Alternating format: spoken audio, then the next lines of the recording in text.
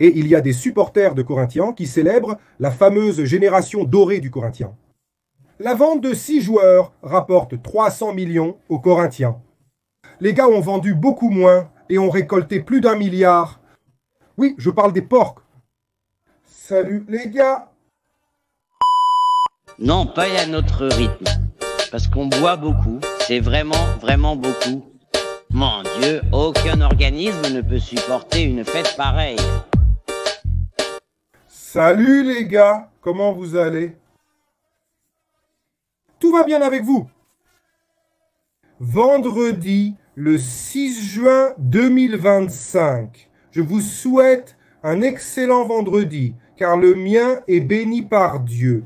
Je n'ai qu'à remercier Dieu, toute la spiritualité et vous tous qui, par vos prières, ils ont fait tout ce qu'ils ont pu pour la santé de ma fille. Pour ceux qui ne le savent pas, ma fille de 20 ans, la seule fille que j'ai, que Dieu m'a permis d'avoir parce que je devais avoir un deuxième enfant et ma femme a fait une fausse couche. Mais Mélanie, c'est ma passion. Hospitalisée depuis lundi soir avec beaucoup de douleurs abdominales, des douleurs à l'épaule, je me sens vraiment mal. Et jusqu'à hier, on ne connaissait pas le diagnostic. Il n'y avait pas de cause. On a découvert que c'était une infection. Ils ont fait, putain, plein d'examens. Elle n'a déjà plus d'accès dans les mains. Tu sais, toutes les veines sont abîmées. Ce n'est pas facile pour elle, mec. C'est très douloureux. Et nous, en tant que parents, on souffre avec elle. N'est-ce pas, ma fille, putain? Ma fille, tu sais. Alors, ça a été une semaine que j'ai passée comme je n'en avais pas eu dans ma vie depuis très longtemps. Ça faisait très longtemps que je n'avais pas eu ça dans ma vie. Ça bouleverse trop, tu vois. Ça fait que tout perd son sens, tout perd son intérêt, mec. Tu sais, je n'avais pas envie de travailler. Je n'étais pas en état de travailler. Je manquais de courage car je souhaitais résoudre la situation de ma fille. Je voulais échanger avec elle, prendre sa douleur. Tu sais, c'est compliqué, les gars. Et tellement de choses nous passent par la tête. On essaie d'être positif, comme je le prêche sur la chaîne. Mais là, on pense aussi à des hypothèses qui peuvent arriver. Qu'est-ce qui se passe? Pourquoi cette douleur n'est-elle pas trouvée? On cherche des réponses sur ChatGPT et Google, sans savoir exactement ce qu'on recherche. Aujourd'hui, grâce à Dieu et à la spiritualité, quand je suis arrivé à l'hôpital ce matin, après avoir allumé mes bougies pour mes guides et protecteurs, je suis un bandista, les gars. Je suis un bandista dans l'âme, je ne fais que du bien aux gens. Je n'ai aucun préjugé contre les évangéliques, contre les catholiques, contre le candomblé, les bouddhistes. Franchement, j'aime toutes les religions. Toutes les religions mènent à Dieu. C'est ça le chemin. Chacune a sa propre voie. C'est aussi simple que ça. Et aujourd'hui, quand j'ai mis les pieds dans cet hôpital, après avoir allumé mes bougies ici, hier, à la maison, mon frère, j'ai vu ma fille aller mieux. J'ai vu ma fille aller mieux et elle allait mieux. Elle marchait. Elle n'arrivait pas à marcher. Elle se levait sans douleur. La douleur avait beaucoup diminué. Et puis, au milieu de l'après-midi, nous avons reçu une très belle visite spirituelle. Mon parrain était le guide là-bas. J'ai aidé. Nous avons donné un laissez-passer à ma fille, le marin là-bas, qui travaillait avec lui, ma fille. Grâce à Dieu, en fin d'après-midi, le scanner a révélé qu'elle souffrait d'une infection, une colite. C'est une infection très douloureuse causée par une bactérie résistante, déjà sous traitement antibiotique depuis ce matin, avant même les résultats. Il faut maintenant continuer, avancer et rentrer à la maison. Merci à Dieu, à vous pour les messages, à papa, maman, ma sœur, mes amis et à tous ceux qui se sont unis dans cette chaîne, car ce n'est pas facile. Toi qui es père, toi qui es mère, tu sais que élever un enfant n'est pas facile. Et on fait tout pour un enfant. Merci. Eh, les gars, je vais me reprendre ici au fur et à mesure que l'émotion passe. Laissons mon intimité de côté. Parlons plutôt de Corinthians et Palmeiras, même s'il n'y a pas beaucoup de contenu cette semaine. La trêve internationale, c'est vraiment ennuyeux. Le match de la sélection brésilienne, ah ça y est, je me suis déjà remis. Je me suis déjà remis. Le match de la sélection brésilienne hier, c'était nul, nul. Ah mais c'est le premier match du gars. Ça va frère, ça va, mais j'attendais un peu plus, non? J'attendais un peu plus de Richarlison. Vini Junior a-t-il réussi une action? Pour l'amour de Dieu, mec! Pour l'amour de Dieu, mec! Mon Dieu, on n'a pas le numéro 10. On n'a pas le numéro 10 du football brésilien, mec, pour porter ce numéro 10. À la manière de Zico d'autrefois, à la manière de Rivaldo. Ou Ronaldinho Gaúcho. Il n'y en a pas, mec, il n'y en a pas. Ensuite, Martinelli entre, Mateus Cunha entre, André Santos. Pour l'amour de Dieu, écoute Carleto, tu vas galérer, hein? Tu vas galérer pour remettre cette sélection sur les rails, j'en doute. Même s'il y a beaucoup de choses qui s'améliorent, j'en doute. Je vais espérer que oui, j'ai bien aimé le défenseur. Alex Ribeiro, un ancien éboueur de Rio de Janeiro, est un excellent défenseur au foot. C'est un gars sérieux. Un vrai patron. Ce gars-là est bon en défense. Maintenant, le reste, c'était vraiment moyen. Vraiment moyen. Tous, vraiment moyen. Vraiment faible. Les gars, là, j'étais sur WhatsApp. Pas sur WhatsApp, non, sur Instagram. J'ai vu une info sur mon équipe. Voilà la photo pour vous, la base dorée. Là, sur la photo, il y a Guilherme Biro, qui est un joueur moyen. Le jeune Everton, qui est un bon joueur, mais ce n'est pas un crack. Breno Bidon, qui est un joueur moyen. Et l'autre, Guinegao, il vient juste de monter chez les pros. Je ne sais pas ce que ça va donner. Je n'ai pas encore d'avis sur lui. Et il y en a d'autres que Corinthians a vendus.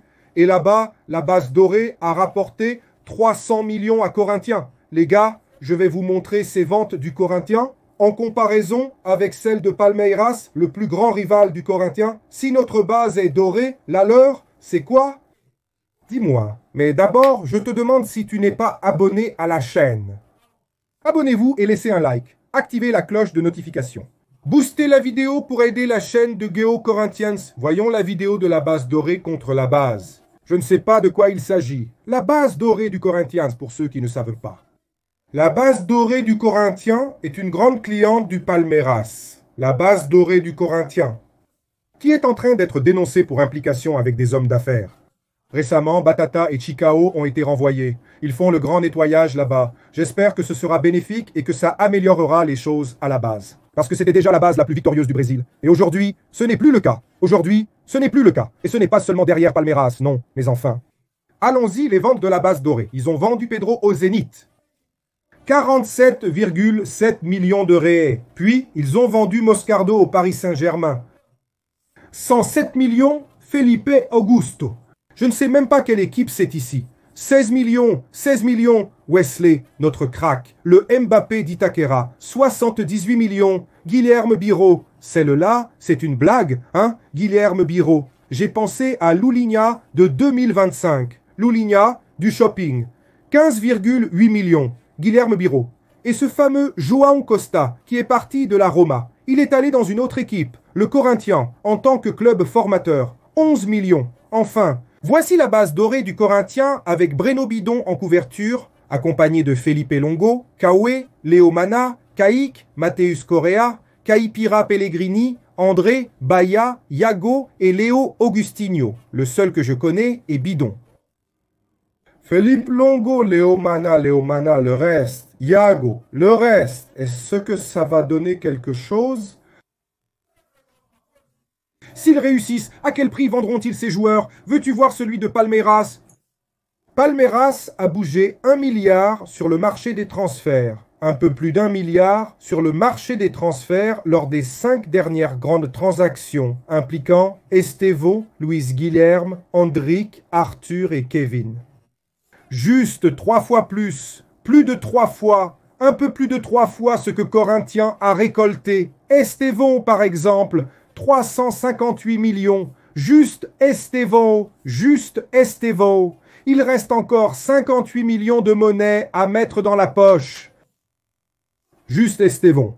Donc, c'est pour que tu vois. En plus des bonus que Palmeiras ajoute, Corinthien n'en ajoute pas. Corrigez-moi si je me trompe. Y a-t-il des bonus pour un joueur de Corinthien qui marque, comme Palmeiras le fait lors d'une vente? Ah, dites, mais il n'y en a pas, n'est-ce pas? Parce que Palmeiras vend des cracks. Juste Estevão et Andrick. Déjà? Je connais un club qui a vendu une trentaine de joueurs pour égaler la vente d'Estevão et Hendrick. Vous trouvez ça normal? Ceci n'est pas une vidéo pour essayer de discréditer Corinthians, ni pour se moquer de Corinthians. C'est pour que vous ouvriez les yeux sur toutes les choses qui ne vont pas dans la formation de Corinthians. Il ne devrait pas y avoir d'agents là-bas, mon frère.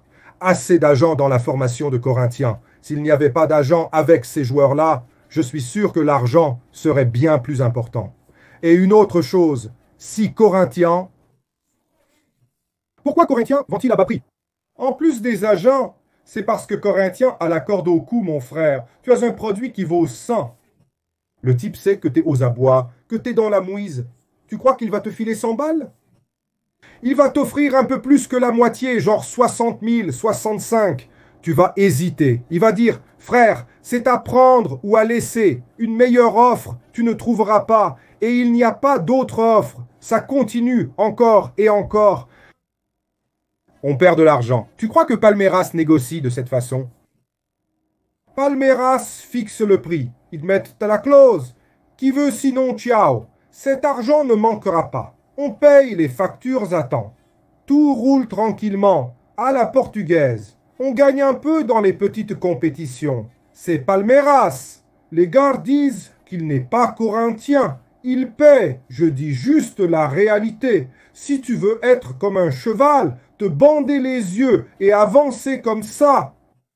Avance, avance, avance dans ta vie. Maintenant, si tu enlèves ce bandeau ici et que tu ouvres les yeux sur ce qui se passe à Corinthians, c'est très grave. Là, oui, tu vas me donner raison. Tu vas me donner raison. Hein? Il y a beaucoup de gens qui se croient plus corinthiens que moi.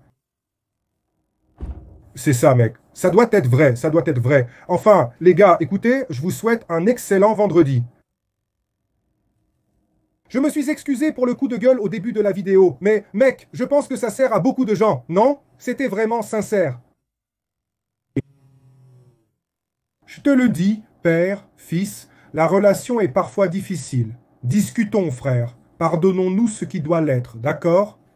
Allons chercher, écrivez dans le futur. Ce qui est passé est passé. On ne peut pas revenir en arrière et défaire ce qui a été fait. C'est déjà fait, c'est déjà fait. Maintenant, devant nous, c'est un livre avec des pages blanches, des pages blanches. Alors, tu vas écrire ta vie selon tes attitudes. Alors, arrêtons de nous disputer, arrêtons la confusion. Essayons de mieux comprendre le Père, essayons de mieux comprendre le Fils. Le Père n'a pas toujours tort, le Père n'a pas toujours raison non plus. Mais le Père a de l'expérience. Le Père a déjà traversé beaucoup de choses que tu vas faire et il essaie d'alléger ce que nous avons vécu auparavant pour que tu ne fasses pas d'erreur. Et souvent, les enfants ne voient pas cela. Alors, voici ce message. Un bisou sur ton cœur. Cette vidéo est très spéciale. Le 6 juin 2025. Dieu est plus grand.